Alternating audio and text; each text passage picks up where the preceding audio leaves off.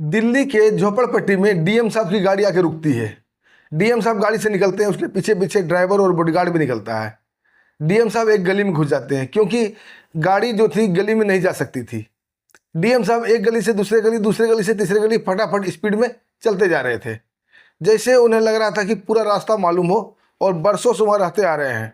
4-5 गली क्रॉस करने के बाद डीएम साहब एक झोपड़ी के सामने रुक जाते हैं और दरवाज़ा खटखटाते हैं। अंदर से कोई भी रिस्पॉन्स नहीं मिलता है तो डीएम साहब दरवाजा को धक्का मारते हैं। दरवाजा अंदर से खुला ही था। डीएम साहब अंदर प्रवेश करते हैं।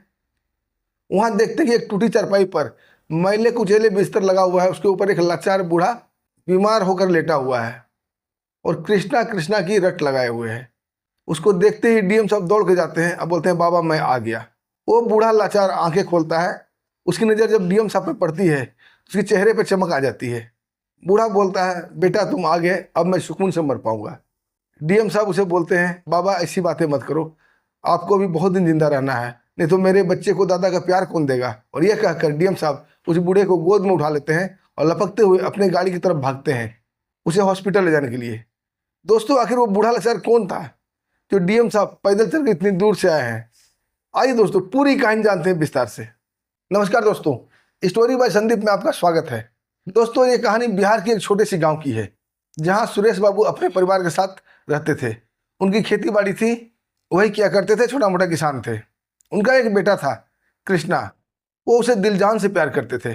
कृष्णा की हर इच्छा पूरा किया करते थे और कहते थे हमेशा, मेरा बेटा बड़ा होकर बड़ा आदमी बनेगा, बड़ा ऑफिसर बनेगा।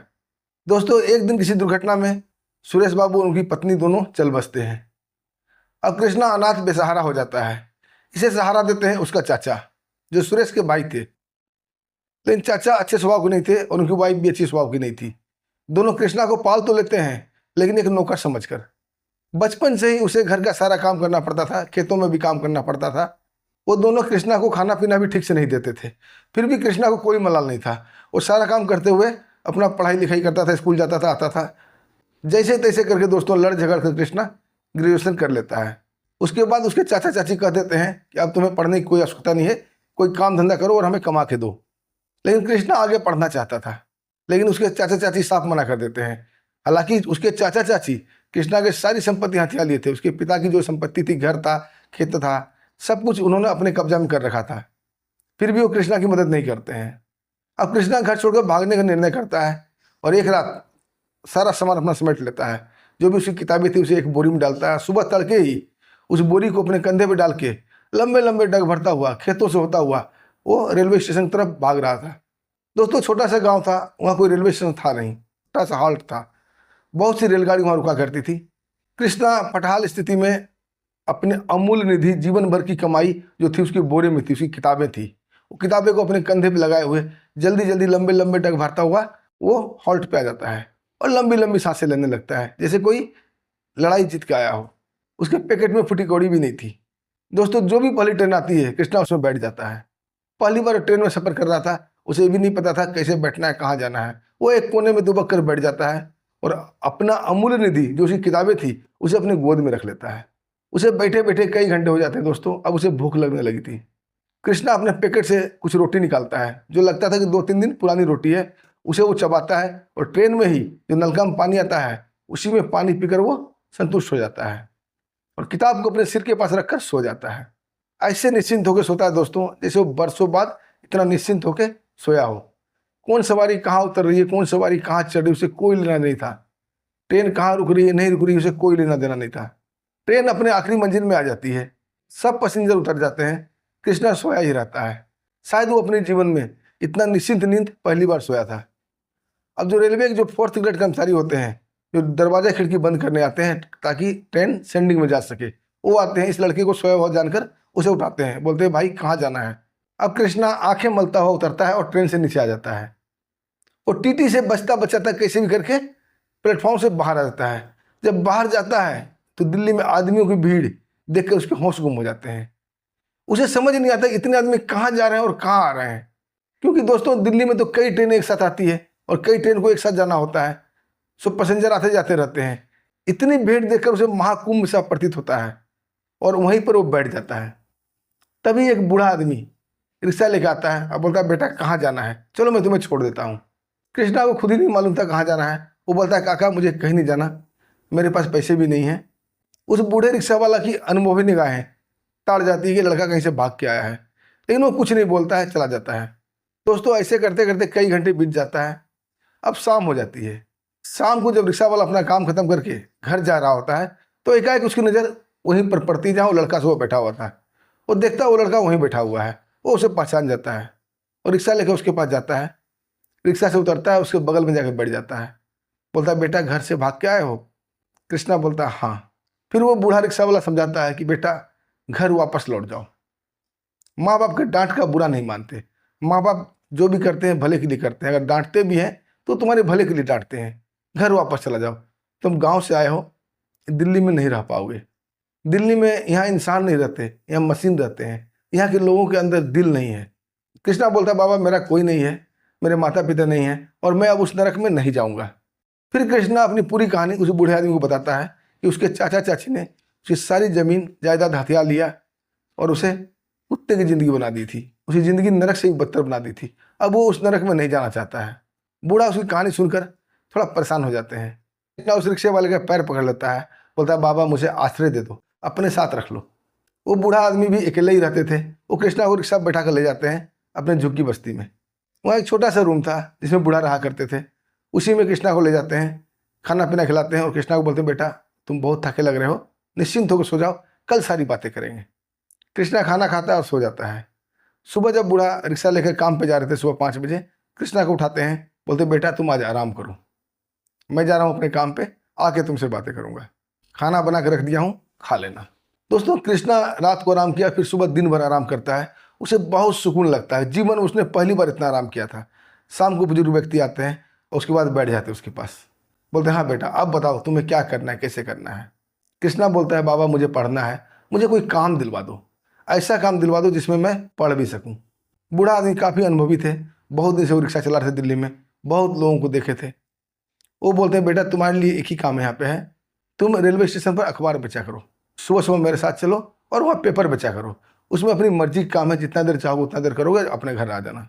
कृष्णा को ये आइडिया बहुत अच्छा लगता है और दूसरे दिन सुबह 5 बजे वो बूढ़ा आदमी के साथ रेलवे स्टेशन आ जाता था। बूढ़ा आदमी अपना रिक्शा चलाता था और कृष्णा अखबार बेचा करता था। जितनी भी ट्रेन आती जाती थी उसमें दौड़ दौड़ कर वो अखबार बेचा करता था। जैसे ही थोड़ी आमदनी हो जाती थी वो अपना घर आ जाता था और अपनी पढ़ाई शुरू कर देता था। कुछ महीने बीते दोस्तों। अब दिल्ली के हाव भाव उसे पता चल गया था और रहना कैसे सब कुछ पता चल गया था। अब उसे धीरे धीरे सारा अनुभव आने लगता है, कहाँ से किताबें लेनी है, क्या करनी है। क्योंकि जब वो पेपर बेचा करता था बुक स्टॉल वाले से बहुत सारी बातें क्या करता था, अपने ज़रूरत के मुताबिक वो किताबें लाता है, पढ़ता है। ऐसे करते करते दोस्तों समय निकलता जाता है, 2 साल बीत जाता है। अब कृष्णा यूपीएससी का फॉर्म भर देता है क्योंकि उसके दिल में आग लगी हुई थी, जुनून था, उसे कुछ करना है। और दोस्तों यूपीएससी को क्रैक कर देता है, यूपीएससी में पास हो जाता है। जब उसे इंटरव्यू का डेट मिलता है तो बूढ़े रिक्शा वाले को बताता है कि बाबा हमने परीक्षा पास कर ली, मेरा इंटरव्यू रह गया है। वो बूढ़ा आदमी बोलते हैं बेटा मैं भी तुम्हारे साथ इंटरव्यू में चलूँगा। उसे रिक्शा में बैठाकर इंटरव्यू के ऑफिस में ले जाते हैं। वहाँ उसका इंटरव्यू होता है। कृष्णा सारा क्वेश्चन का आंसर बहुत ही सलीके से और बहुत ही शांति से देता है। दोस्तों इंटरव्यू लेने वाले उससे काफ़ी प्रभावित होते हैं, बोलते हैं कि कृष्णा एक बात बताओ, तुम्हारी उम्र तो ज़्यादा नहीं हो रही है लेकिन तुम्हें इतना अनुभव कैसे प्राप्त हुआ। कृष्णा बोलता है सर जब लोगों को ठोकर लगती है ना तो अनुभव अपने आप हो जाता है। और फिर वो सारी कहानी बताता है इंटरव्यू वाले को। इंटरव्यू वाले उसकी कहानी सुनकर काफ़ी उत्सुक हो जाते हैं और काफ़ी हैरान भी होते हैं। एक रिक्शा वाले के घर में रहकर अखबार बेच कर लड़का यूपीएससी क्रैक कर दिया और उसे सेलेक्ट कर लेते हैं। दोस्तों अब उसे ट्रेनिंग में जाना होता है, लेकिन जाते जाते वो बूढ़े रिक्शे वाले को बोल के जाता है कि बाबा मैं ट्रेनिंग के बाद जैसे ही ज्वाइन करूँगा सबसे पहले मैं आपसे मिलने आऊँगा। बूढ़ा बोलते हैं बेटा मैं तुम्हारा इंतजार करूँगा, इस दुनिया में मेरा भी कोई नहीं है तुम्हारे अलावा, तुमसे मुझे प्यार हो गया है, तुम ही मेरे बच्चे हो, तुमने मेरी बहुत सेवा की है, मेरा आशीर्वाद तुम्हारे साथ है, भगवान तुम्हारे साथ हमेशा अच्छा करेंगे। बूढ़ा आदमी उसे आशीर्वाद देकर भेज देते हैं। कृष्णा अपनी ट्रेनिंग में चला जाता है। दोस्तों इधर बूढ़ा रिक्शे वाले का दिल नहीं लगता है। ऐसे भी रिक्शे वाले की अब कोई कदर नहीं रह गई थी, अब तो ऑटो कैब आ गया है। कभी लोग रिक्शे पर चढ़ते हैं, धीरे धीरे बूढ़ा निराश हो जाता है, हताश हो जाता है और बीमार भी रहने लगता है। अब वो रिक्शा चलाना छोड़ देता है। जो भी जमा पूंजी उसके पास थी और कुछ पैसा कृष्णा छोड़ के गया था, उसने अखबार बेच के जो पैसा जमा किया था वो बूढ़े बाबा के लिए छोड़ दिया था। अब बूढ़े बाबा रूम में रहते हैं, थोड़ा बहुत अपना खाते हैं और आराम करते हैं। उनकी हालत अब दिन पर दिन खराब होती जा रही थी। अब उस चारपाई पर पड़े रहते हैं घर के अंदर। पड़ोसी थे उनके झुग्गी वाले, वो थोड़ा बहुत ख्याल रखते हैं बुजुर्ग आदमी का, कुछ दया करके दे देते हैं तो वो बूढ़ा आदमी खा लेता था और अपने बिस्तर पर पड़े पड़े कराते रहते थे और कृष्णा कृष्णा के नाम का जप क्या करते थे। कोई लोग उन्हें बोलता था बाबा अब वो बड़ा आदमी बन गया, अब वो नहीं आएगा, लेकिन बूढ़ा आदमी बोलते थे नहीं, मेरा दिल करता है मेरा बच्चा आएगा। और दोस्तों वो दिन भी आ जाती है जब कृष्णा की ट्रेनिंग समाप्त होती है और उसका पोस्टिंग होना बाकी होता है। वो अपने बड़े अधिकारियों से मिलता है और उन्हें बताता है कि उन्हें दिल्ली पोस्टिंग चाहिए। अधिकारी जब उससे पूछते हैं क्यों, कृष्णा अपनी सारी संघर्ष की कहानी उन अधिकारियों को बताता है और आंखों से आंसू निकल जाता है। अधिकारी भी ये कहानी सुनकर काफ़ी भावुक हो जाते हैं। कृष्णा बोलता है सर, मुझे अपने पिता का, उस बूढ़े बाबा का कर्ज चुकाना है। उसकी दुख भरी कहानी सुनकर उनके अधिकारी भी उसे दिल्ली में पोस्टिंग कर देते हैं। कृष्णा की फर्स्ट पोस्टिंग दिल्ली आती है। वो अपना कार्यालय जाता है और पदभार संभाल लेता है और पदभार संभालने के दूसरे ही दिन अपनी गाड़ी लेता है, अपने ड्राइवर को लेता है, अपने बॉडीगार्ड को लेता है और वो झुग्गी बस्ती की तरफ चल देता है। झुग्गी बस्ती में डीएम साहब की गाड़ी आकर रुकती है। डीएम साहब स्पीड में जल्दी जल्दी चलते हैं कि कोई लेट ना हो जाए, बाबा की हालत पता नहीं क्या हो गई होगी। और उन्हें मिलने की बहुत ही उतावला था कि मेरे बाबा कैसे होंगे। जैसे वो बाबा की हालत देखता है रूम में आकर, बाबा करा रहे थे, एक मैले कुचेले बिस्तर पर पड़े हुए थे और कृष्णा कृष्णा की रट लगाए हुए थे। डीएम साहब बोलते हैं बाबा मैं आ गया। बूढ़े रिक्शा वाला बोलता है बेटा अब तुम आ गया, मैंने तुम्हें देख लिया, अब मैं सुकून से मर पाऊंगा। कृष्णा बोलता है बाबा ऐसी बातें ना करो, आप अगर मर जाओगे तो हमारे बच्चे को दादा का प्यार कौन देगा। और उस बूढ़े आदमी को गोद में उठाकर जल्दी जल्दी स्पीड में निकल जाता है अपनी गाड़ी की तरफ। तब तक आस पड़ोस के जो भी झुग्गी वाले थे आ जाते हैं कि डीएम साहब आए हैं, डीएम साहब आए हैं। जब वो कृष्णा को देखते हैं तो सब पहचान जाता है। उसमें कानाफूसी शुरू हो जाती है। कई लोग एक साथ बोलते हैं अरे ये तो अपना कृष्णा है, देखो इतना बड़ा आदमी बनने के बाद भी ये भूला नहीं है।